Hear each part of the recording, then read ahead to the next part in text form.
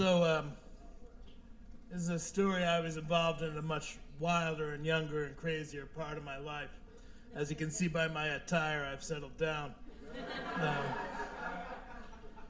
This is called An Alley Off Broad Street. One spring Saturday in about 2000 or so, I was pumping gas for my car at a station near Broad and Catherine in Philly. As I looked out at the alley across from me, who do I see but good old Eddie King, leaning his back against a wall next to a dumpster.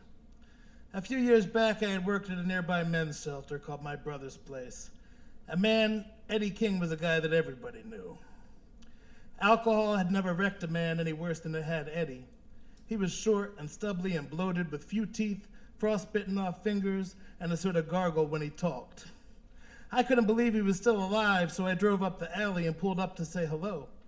I said, "Hey, Eddie, it's me, Joe, the hippie who used to work in the laundry room. Remember me?" He said, "Yeah, man, I know who you are. Got any pot to smoke?" "Oh, Eddie, I'm shocked that you'd asked," I just said. Got him to laugh, and that ain't easy. I told him that I did indeed have some of California's bounty and some old rolling papers, but I didn't have a bowl and I couldn't roll joints for shit. "Neither can I," said Eddie. "I got no fucking fingers." Damn, what am I gonna do, I thought. If only God could send us an angel.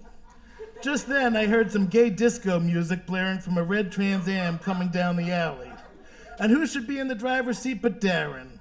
Darren was an airbrushed drag queen pop singer who I knew from the Philly music scene. A great custodian of music and a hell of a sweet guy.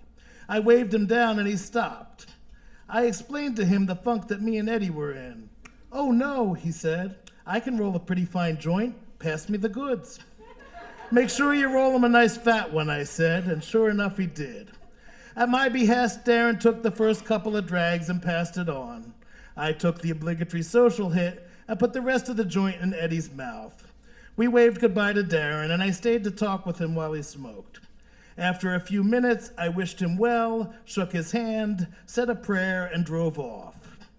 Looking back, I sometimes wonder what would have happened if the cops came. I don't know. But after years of arrests at protests, there couldn't have been a better scene to be busted in, because sometimes you don't know how close you are to the very throne of heaven until you're standing in an alley off Broad Street, smoking a joint with a beggar and a drag queen.